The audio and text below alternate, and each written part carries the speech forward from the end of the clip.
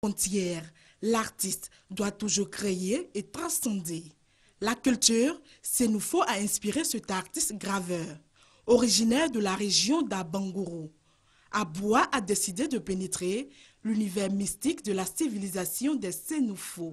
Il part de la transfiguration des toiles des artisans Sénoufo. Pour lui, l'art Sénoufo, par sa richesse, son originalité, demeure une réelle source inépuisable de création. Le personnage que vous voyez, ce n'est pas un personnage, un homme ordinaire, mais c'est... Donc, si je m'inspire de leur dessin, mon travail devient surréaliste. Pêcher les poissons, on a les poissons qui sont bas et les choses. Et ce sont des dessins que je réalise à travers la couleur, à travers des formes géométriques. La technique de l'artiste repose sur la gravure. La gravure est une forme d'expression artistique que j'ai apprise dans le Code des Beaux-Arts, qui consiste à travers le bois. Quand du bois, c'est le contreplaqué, fait des œufs à partir de là. Il montre ici les masques et les animaux.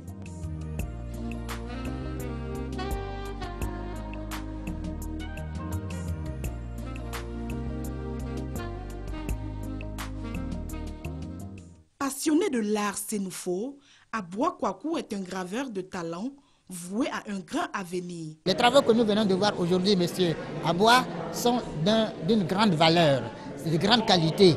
La gravure n'est pas une technique facile. Et je suis moi-même quelque part graveur, mais je ne saurais faire ce que M. Aboua vient de faire, de nous montrer. Et donc, ce travail doit être remontré et montré partout où besoin pour que l'art en Côte d'Ivoire, qui est en train de se dimensionner, de prendre position, n'est-ce pas, puisse vraiment grandir avec ce nouvel apport de M. Aboua. Ce qui est donné de voir est vraiment merveilleux. Hein, c'est beau. Et nous voulons aussi aider à la promotion de la gravure. C'est une vingtaine de gravures qu'Aboua a exposées au musée de Cocody.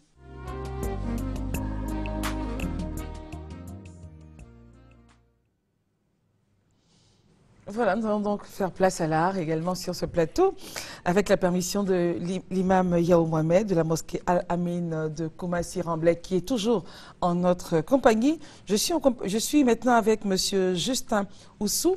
Vous êtes titulaire du diplôme national des beaux-arts et du diplôme d'études supérieures d'art plastique de l'Institut national des arts d'Abidjan. Vous avez participé à de nombreuses expositions nationales et internationales, dont principalement en Israël, en Afrique du Sud, en Belgique, en Algérie et en France. Et vous avez remporté en 2005 le trophée de meilleur peintre, délivré donc par l'Union des journalistes culturels de Côte d'Ivoire. Et vous êtes présentement chef de production audiovisuelle au département des sciences et techniques de la communication à l'Université de Cocody, où vous enseignez les arts graphiques. C'est une belle présentation. Merci et bienvenue. Merci. Alors, d'où est partie cette passion pour l'art? C'est depuis toujours, depuis l'enfance. J'aimais peindre. C'est ce qui m'a conduit à l'école des beaux-arts, ce qui me permet aujourd'hui d'être artiste peintre. Et à cette époque-là, comment vos parents réagissaient quand vous passiez tout votre temps à peindre? Ils n'aimaient pas ça. Mes parents, surtout ma maman, n'aimait pas que je peigne. Elle voulait que je sois un scientifique, alors que... Un médecin, etc. Ouais. Alors que là, on ne devient pas artiste, on est artiste. Donc je suis né artiste. Vous avez pu la convaincre. Oui, oui. D'accord. Et aujourd'hui, on a cette belle toile qui sont sur ce plateau. Alors, vous allez nous expliquer un peu les toiles, hein, et ce que nous voyons. Parce que souvent, ça paraît abstrait pour ceux qui ne sont pas initiés à la chose artistique. Ouais. Absolument. Donc, alors, cette toile, nous allons par exemple, partir de cette œuvre. Il faut dire d'abord, d'entrée de jeu, que pour lire une œuvre d'art, il y a 3 niveaux. Il y a ce qu'on appelle la dénotation. Donc la dénotation, c'est ce que nous voyons. Maintenant, il y a un niveau un peu plus subtil qui est la connotation. Donc, à travers les couleurs que nous voyons, quel est le message caché derrière les couleurs? Donc, disons aussi que les couleurs sont ambivalentes parce qu'elles ont une double signification. Voilà. Donc, ici, nous avons des couleurs froides. La dominante, ce sont des couleurs froides. Et nous avons du graphisme. Qu'est-ce que vous voulez exprimer ici? Ça traduit quoi? Ce sont les mouvements de la vie. Les mouvements de la vie. Oui. Parce que je travaille beaucoup sur l'actualité. Je travaille beaucoup sur l'actualité. Pour celui qui est, par exemple, enfin, les non-initiés, les non-sachants, lorsqu'on voit les couleurs que vous avez utilisé pour ce tableau, on se dit que votre vision de la vie n'est pas très gaie. Non, elle est gaie. Ça dépend des circonstances, ça dépend des, Oui, allez-y, je vous en prie. des émotions de la vie. Donc nous avons d'abord des couleurs froides ici, et ensuite nous avons ici une sorte d'urbanisation, et nous avons des personnages. Donc cet élément est comme, nous avons un C'est peu le comme même une tableau, sorte... hein? Oui, C'est la même expression. Oui. Toutes ces... il y a différentes écritures, Ok. il y a différentes écritures dans le tableau.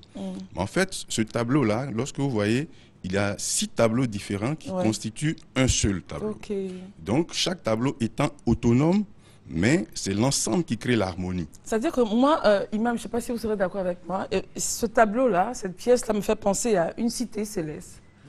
Comme, enfin, avec c'est une espèce de quoi? C'est un voile, ce sont des nuages. Un peu comme des Une nuages, nuée, voilà. une nuée, une brume. Donc, ce qui apporte à rêver, la rêverie, et cela attire le monde, les gens, un peu qui déteint sur ce qu'on appelle l'exode rural, par exemple, parce que la rêverie de la ville. Voyez? Donc, je disais que chaque œuvre étant autonome, c'est l'ensemble qui crée une unité. Un peu comme la diversité des hommes, des personnes, des religions, des courants politiques, qui font que l'ensemble crée une unité. Voilà. Donc, nous avons diverses... Ici, par exemple, on a une foule. Là, on a un rappel de l'urbanisation ici. Et là, on a vraiment une œuvre abstraite. L'abstraction, c'est lorsque vous regardez l'œuvre, il n'y a pas d'éléments que vous pouvez comparer à votre entourage. Difficile à comprendre. Voilà. Maintenant, le troisième niveau, c'est les canons de beauté, la structure même de l'œuvre. Comment c'est fait? Comment apprécier l'œuvre? Voilà. Donc, en ce moment, il va falloir faire appel à l'Antiquité grecque, comment on appelle, aux dieux de la création. Il y a Apollon et Dionysos. Donc, pour dire que cette œuvre est une belle œuvre, il faudrait que ces deux éléments se retrouvent dans la toile. Apollon, vous savez que c'est ce qui est la justesse, l'équilibre, ce qui est fignolé, le fignolement, le raffinement. Et à côté, Dionysos, c'est le dieu de l'ivresse, de la fougue et de la force, ainsi que de la puissance. Donc, lorsque ces deux éléments se retrouvent dans la toile, on dit que c'est un chef-d'œuvre. D'accord. Dans votre, pour celui qui regarde, sans avoir ces informations, l'interprétation pourrait être autre. Oui, oui. Vous êtes d'accord avec moi? Bien sûr, bien sûr. D'accord. L'image est polysémique. Donc exactement, ça peut renvoyer à plusieurs. Sens. On va essayer de décrypter cette toile-ci. D'accord.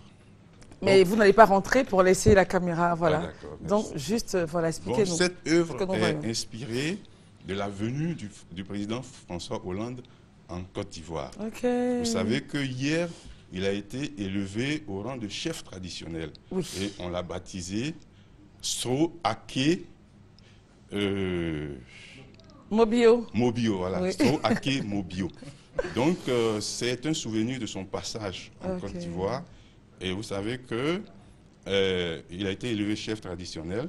Bien, bon, maintenant, ses attributs. Nous avons le pagne kita, qui est un pagne noble, ainsi que la coiffe qui a été incrustée d'or, et l'éléphant qui surmonte sa coiffe. Donc, vous savez que l'éléphant, c'est le symbole de la Côte d'Ivoire, ainsi de suite. Donc, toujours dans des couleurs gaies. Et ça, c'est une création. Je suis parti d'une photo qui existe, une photo ordinaire, et la touche de l'artiste, c'est en même temps lui et c'est pas lui, puisque les couleurs que j'y ai ajoutées, telles que le rouge, le jaune, etc., qui sont des couleurs gaies, des couleurs de rêverie. Et ce rouge-là, par exemple, on dit que le rouge, c'est la couleur du sang, de la violence, mais dans sa connotation positive. Dans sa connotation positive, c'est la couleur de la passion, de la puissance et du dynamisme. Tout à fait, voilà. Je suis d'accord. Alors, on va juste arriver ici parce qu'on va y aller à la pub. Il n'y a pas de souci, venez. On va arriver à la pub. Donc, alors, ici, ça, c'est très gai. Oui, c'est très gai. On va à la pub. Avec votre permission, on part à la pub et on se retrouve dans quelques instants.